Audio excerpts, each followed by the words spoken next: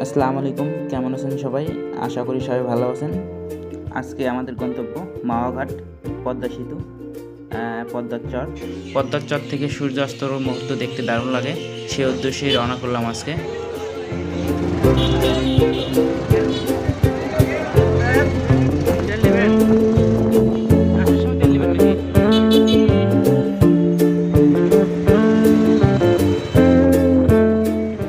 এখন আমরা মাওয়া হাইওয়েতে আছি। মাওয়া হাইওয়ে অত্যন্ত ভয়ঙ্কর একটি সড়ক, কারণ প্রতিনিয়ত এখানে দুর্ঘটনা ঘটে থাকে।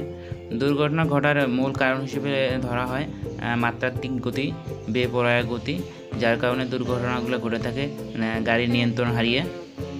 আমরা প্রায় কাছাকাছি চলে আসছি।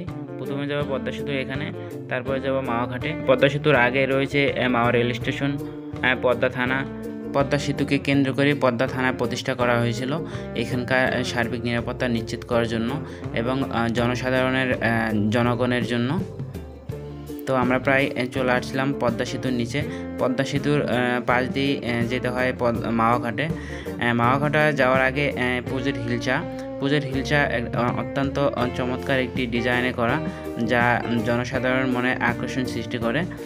পদ্মা মাওয়াতে যারা ঘুরতে আসে তারা প্রায় এখানে আসে পুজের হিলচার সামনে। পুজের হিলচার সামনে আমরা কিছুক্ষণ ছিলাম এখানে ছবি ওঠানোর জন্য। আমি মেহেদি ভাই এখানে দাঁড়াইছিলাম, সুমন শফিকুল ভাই এবং ওরা বাইকে চলে গেছিলো, ওরা বুঝতে পারেনি আমরা এখানে দাঁড়াইছিলাম।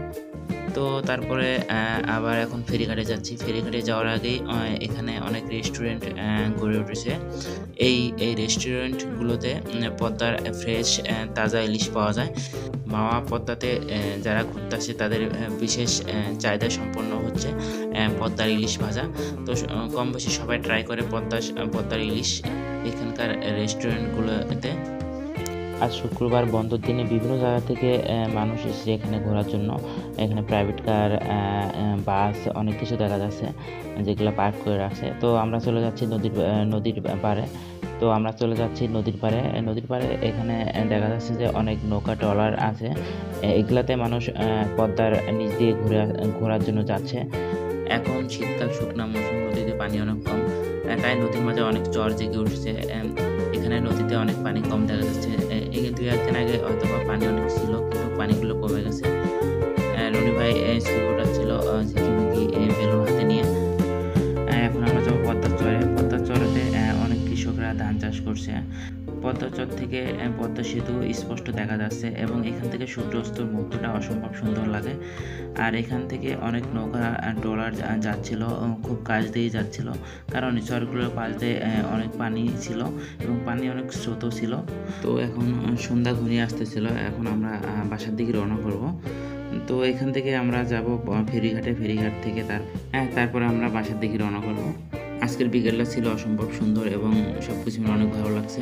আবারও দেখা হতে পারে নতুন কোনো ভিডিওতে, নতুন